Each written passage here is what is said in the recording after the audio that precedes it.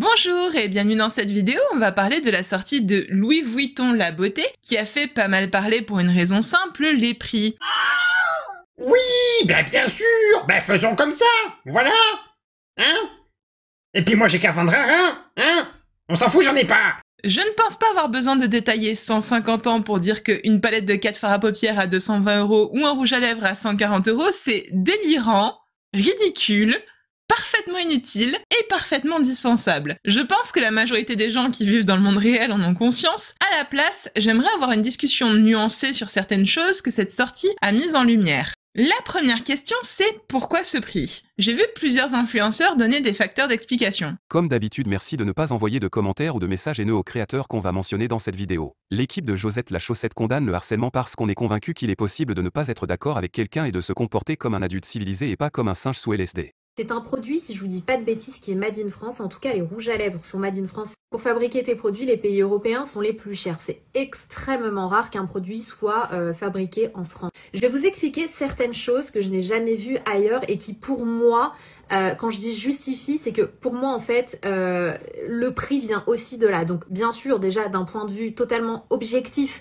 quand tu achètes du Louis Vuitton, tu achètes du luxe, tu achètes une maison fondée en 1800 et quelques, c'est une maison vraiment luxueuse, qui se veut luxueuse. Et qu'est-ce qu'on peut faire avec toutes les marques qui sortent aujourd'hui, même toutes les marques de luxe, toutes les maisons de prêt-à-porter ont sorti leur marque de cosmétiques, qu'est-ce qu'on peut faire pour faire la différence? En gros, pour arriver et dire, écoute, nous, on est là et on est encore plus luxe que les autres.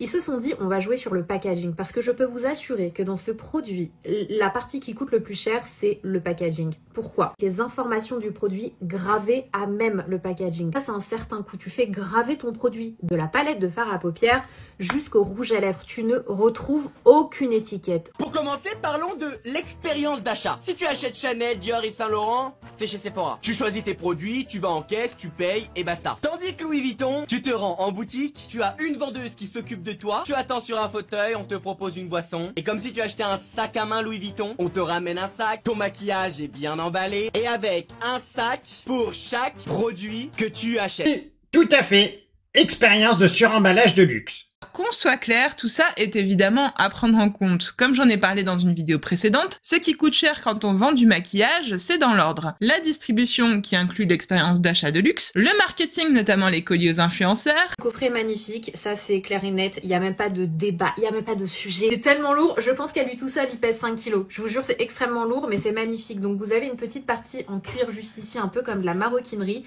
Vous ouvrez et vous avez le coffret qui vient s'illuminer. L'une des plus belles boîtes presse que j'ai reçues de toute ma vie. Le coffret est magnifique, merci Louis Vuitton de m'avoir envoyé ce magnifique coffret, ça fait un mois je l'ai, je pouvais pas vous le montrer. Quand on l'ouvre, ça s'illumine et vous avez même un miroir. L'emballage, la formule et puis la boîte secondaire. Alors ici, il y a clairement une mise en avant de l'emballage et de l'expérience d'achat, plus que de la formule en tout cas. Par exemple, ce baume à lèvres qui est affiché à 140 €. Une formule basique, l'huile de ricin, polymère de synthèse et des cires. Pas de brevet, zéro technologie, pas d'actifs différenciants, rien. Zéro, wello, nada. C'est littéralement une formule que je peux sortir en une après-midi de n'importe quel laboratoire. On continue sur ce qui coûte cher quand on a une marque de cosmétiques, c'est les fards à paupières pailletés. Un fard à paupières mat, ça ne coûte pas cher. Ma propre palette de fard à paupières, oui, on n'est pas sur un packaging ultra lourd, on n'est pas sur un packaging de Louis Vuitton. Ça, c'est un fard à paupières pailleté. C'est le moment tant attendu pour appliquer ce fard à paupières pailleté.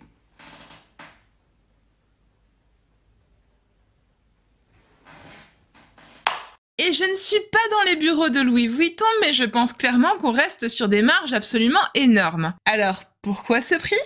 Parce que des gens sont prêts à payer ce prix. Comme pour les autres marques de luxe, ce qui fixe le prix, ce n'est pas tant le coût de fabrication ou la concurrence, c'est la demande. Et c'est là où moi et Louis, on va pas être copains du tout. Parce qu'il y a du maquillage de luxe que je peux parfaitement comprendre. Si on prend une marque comme Sisley qui vend des palettes à 100 € ou des rouges à lèvres à 50 €, c'est toujours cher, hein. Mais c'est une entreprise qui ont leur propre usine en France, leur labo en France, qui font leurs propres recherches. Tout ça coûte de l'argent. Et bien sûr, ils se font de la marge, mais c'est aussi ça qu'ils vendent à travers leur prix. Et ils le vendent à une clientèle spécifique et aisée. Alors que les produits de Louis Vuitton sont aussi faits en France, mais ce qu'on paye surtout dans ces produits, comme pour les autres marques de luxe comme Chanel ou Hermès, c'est d'avoir l'air riche. Et alors, autant ça se discute pour les vêtements, autant pour le maquillage, c'est complètement stupide. Parce que personne ne verra la différence une fois appliquée sur le visage. Et c'est pour ça qu'il ne me semble pas avoir vu un seul influenceur déballer des produits ciselés. Par contre, j'ai vu beaucoup d'influenceurs mainstream recevoir et déballer des colis Louis Vuitton, parce que la clientèle visée, c'est nous,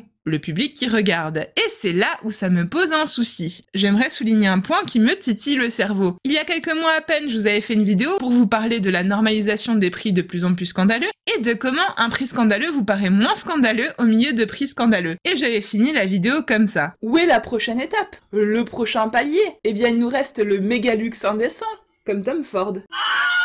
Qui prend les paris? Et devinez à quoi on a comparé les produits Louis Vuitton? On est dans un prix qui dépasse toute concurrence, c'est-à-dire que même Tom Ford, qui je pense est la marque que je possède qui coûte le plus cher, ou encore Hermès, là on est vraiment au-dessus. Gloire à Josette, la plus belle de toutes les chaussettes. Et si on comparait avec ce que les autres maisons de luxe faisaient? Louis Vuitton vs Yves Saint Laurent. Visuellement, les deux sont très jolis. Là où Louis Vuitton a malheureusement mis du plastique, Yves Saint Laurent, ils ont mis du simili-cuir. Comme un sac à main Yves Saint Laurent. Par contre, le reste de la palette, c'est du plastique. Et si tu pèses, tu le sens directement. Louis Vuitton vs Chanel. Pourquoi je trouve cette comparaison intéressante? Parce que notre cerveau a certains schémas de pensée trompeurs ou faussement logiques qu'on appelle des biais. Et l'un d'eux s'appelle le biais de contraste. Le biais de contraste, c'est le fait de se créer un jugement en comparant deux informations. Jugement qu'on n'aurait pas eu sans la comparaison. Typiquement, si votre patron vous donne demain 500 €, vous serez très content. S'il donne 1500 € à votre collègue en même temps, vous ne serez pas très content, alors que vous aurez toujours les 500 €. Ici, on fait la comparaison entre la palette de Chanel et la palette de Louis Vuitton. La palette de Louis Vuitton paraît encore plus hors de prix en comparaison, mais, et c'est ça qui est dangereux, la palette de Chanel paraît aussi beaucoup plus acceptable. Alors que 97 € pour 4 pauvres fards à paupières, c'est pas possible. Nope. Non. Par contre, si je la mets en comparaison avec une palette Kiko, votre perception n'est plus du tout la même. De la même façon. Avec le biais de contraste, si on compare une palette luxueuse à une autre palette luxueuse nulle, la première nous paraît beaucoup plus acceptable. Alors que 225 €, c'est toujours non, c'est toujours inacceptable. Toujours. Louis Vuitton vs Chanel. Finalement, comme toutes les autres marques de luxe, plastique bas de gamme sur le dessus, et à l'intérieur, il y a ça. Tout comme Louis Vuitton, 4 fards à paupières. Mais désolé, encore une fois, ça pue. À côté de celle de Louis Vuitton, on dirait une palette pour enfants. Et c'est exactement comme ça que petit à petit, on a normalisé le fait de dépenser toujours plus dans des produits dont on n'a fondamentalement pas besoin. Maintenant, j'aimerais parler des réactions des différents influenceurs. Alors, il y a eu les réactions positives, notamment celle de Sananas. Moi, cette petite palette, je vais la garder parce que je trouve que pour le quotidien, franchement, c'est hyper joli. Elle est facile à utiliser, elle est pigmentée, pile ce qu'il faut. Je trouve que t'as pas à y retourner deux fois. Donc, en toute transparence, si jamais vous avez le budget que vous voulez l'acheter, je pense que vous serez pas déçus à partir du moment où vous êtes informé, c'est le principal. Les réactions négatives. Oui, bien sûr que je suis déçue.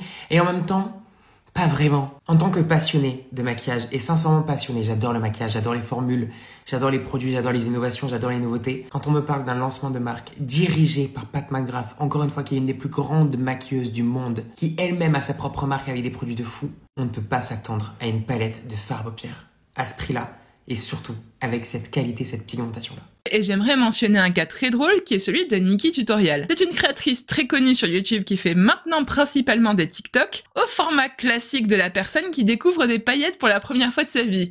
Oui, c'est très agaçant. Mais là, sur Louis Vuitton, elle s'est lâchée un peu et a retrouvé un semblant de personnalité, ce qui était vraiment super cool à regarder. But nothing that gets us close to a retail price of $250. Are you crazy? Yes, you are. Okay. These crazy, pathetic 2 little brushes?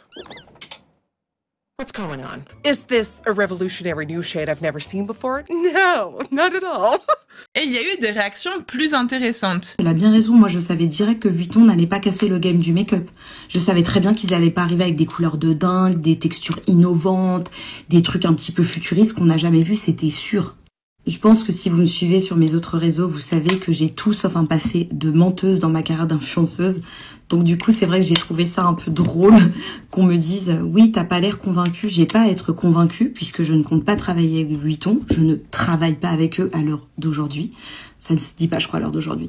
Donc du coup, j'ai pas vraiment à vous convaincre ou pas. Je me suis contentée de statuer des faits. Est-ce que ça veut dire que tous les influenceurs qui ont donné un avis positif ont été payés par Louis Vuitton? Non. Mais sachez, puisqu'on parle de biais cognitifs, qu'il existe aussi un biais qu'on appelle le biais de réciprocité, qui nous pousse à répondre aux gens de façon similaire à celle avec laquelle ils ont agi avec nous. Typiquement, si quelqu'un est gentil avec toi ou t'offre des cadeaux, tu vas avoir tendance à être gentil en retour. Du coup, si tu es un influenceur et que tu as de bonnes relations avec la marque, ou avec Pat McGrath, leur directrice créative, qui est l'une des plus grandes maquilleuses de tous les temps, ou que tu veux pouvoir travailler avec eux dans le futur, tu vas avoir tendance à donner une revue plutôt positive. De même, si quelqu'un n'est pas gentil avec toi, comme ça a été le cas pour Nikki Tutorial, qui a eu une très mauvaise expérience avec les gens de Pat McGrath Lab, la marque de la fameuse Pat McGrath, tu auras tendance à être un peu moins gentil, et c'est parfaitement naturel et humain. Maintenant, j'aimerais conclure sur une réflexion qui me paraît importante. Toutes, et je dis bien toutes, les vidéos que vous regardez ont un objectif, que ce soit des vidéos positives ou négatives. Pour Louis Vuitton, on l'a vu dans le cas de vidéos positives, l'objectif est en partie de promouvoir le produit, mais aussi de développer de bonnes relations avec la marque en question. Dans le cas de revues négatives, l'objectif est souvent de se mettre en avant. Quelqu'un comme Nikki ou Fabienne ont tout intérêt à descendre Louis Vuitton pour mettre en avant leurs marques respectives, même s'ils n'en parlent pas explicitement. Et même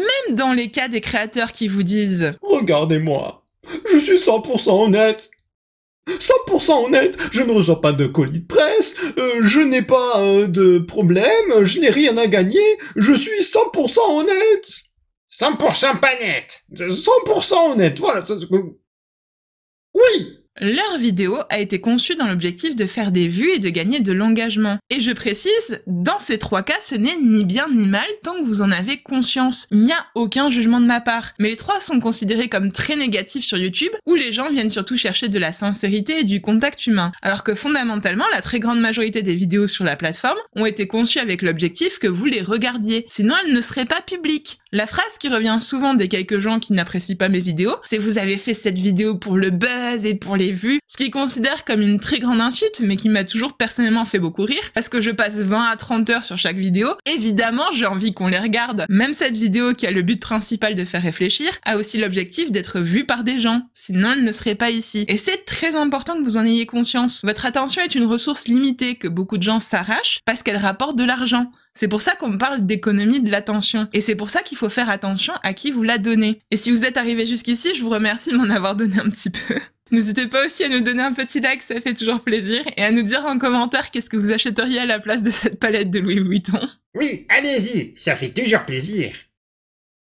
Et en plus, je tiens à signaler que cette vidéo est sponsorisée par la Fédération de la maille, de la lingerie et du balnéaire.